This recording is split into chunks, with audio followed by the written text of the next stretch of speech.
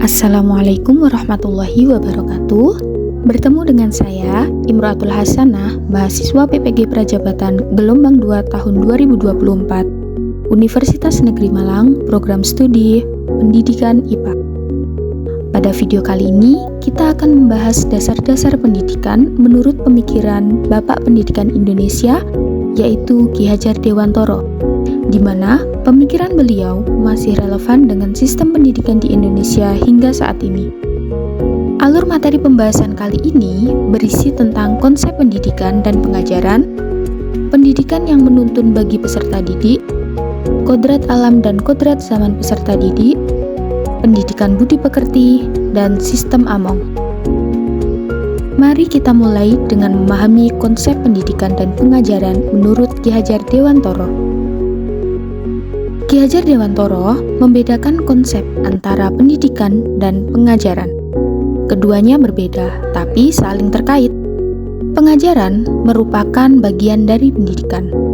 Pengajaran lebih terfokus pada pemberian ilmu pengetahuan atau keterampilan, sementara pendidikan mencakup aspek yang lebih luas, yakni membentuk karakter dan kepribadian peserta didik melalui aspek moral, budi pekerti, dan pengembangan jiwa.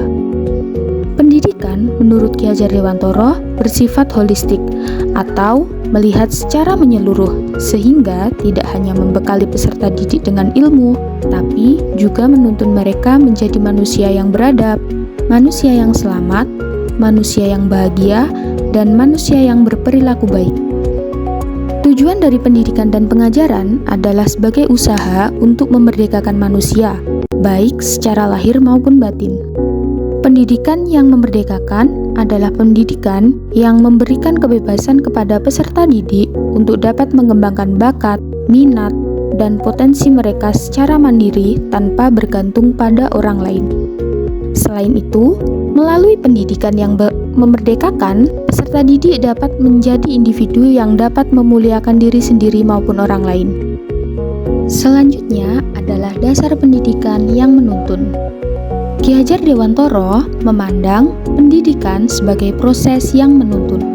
Kita dapat mengibaratkan proses tersebut seperti hubungan antara petani dan tanamannya.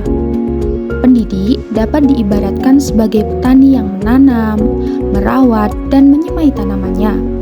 Sedangkan peserta didik dapat diibaratkan seperti biji tumbuhan yang ditanam sehingga perlu tempat yang subur, sinar matahari yang cukup, serta pengairan yang baik sehingga biji tersebut dapat tumbuh secara optimal. Dari sini, kita dapat mengetahui bahwa tugas guru atau pendidik bukan hanya sekedar memberikan instruksi, melainkan menuntun peserta didik untuk menemukan dan mengembangkan potensi yang ada sesuai dengan kodratnya. Setiap anak memiliki kekuatan yang unik, dan tugas pendidik adalah membimbing mereka agar potensi tersebut dapat berkembang secara maksimal. Namun, bukan berarti memaksa dan mengarahkan sesuai dengan kehendak pendidik, melainkan membantu peserta didik mencapai kemerdekaan berpikir dan bertindak sesuai dengan minat dan bakatnya masing-masing. Dasar yang kedua yaitu Ki Hajar Dewantoro menekankan pendidikan harus dapat menyesuaikan dengan kodrat alam dan kodrat zaman peserta didik. Kodrat alam mengacu pada cara pendidikan yang harus mengerti kondisi alami setiap individu, baik dari segi fisik, mental, maupun konteks lokal budaya di sekitar peserta didik agar pertumbuhan mereka dapat berjalan secara alami tanpa paksaan. Dengan menerapkan pendidikan yang sesuai dengan kodrat alam seperti menggunakan pendekatan contextual learning, kultur responsive teaching, peserta didik akan merasa dihargai dan dilibatkan sehingga akan tumbuh kepercayaan diri pada mereka. Sedangkan kodrat zaman mengacu pada kemampuan pendidikan untuk menyesuaikan diri dengan perubahan zaman. Pendidikan harus sesuai dengan kondisi zaman, sehingga peserta didik dapat siap menghadapi dunia yang terus berkembang. Pendidikan saat ini harus dipersiapkan untuk membekali peserta didik dengan keterampilan abad 21. Dasar selanjutnya yaitu pendidikan budi pekerti. Pendidikan budi pekerti merupakan keseimbangan hidup antara cipta, atau kemampuan kognitif, rasa atau kemampuan afektif, karsa atau motivasi dan tekad, yang akhirnya nanti menghasilkan karya berupa kemampuan psikomotor.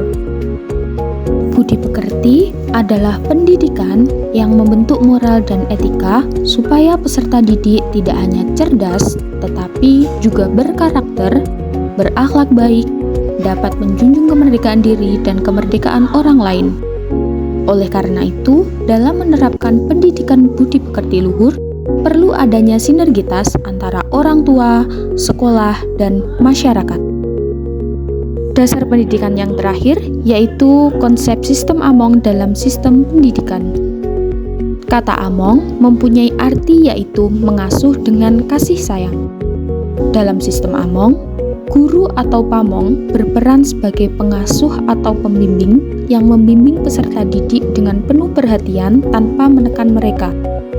Peserta didik diberikan kebebasan untuk berekspresi, namun tetap dalam batasan yang penuh tanggung jawab.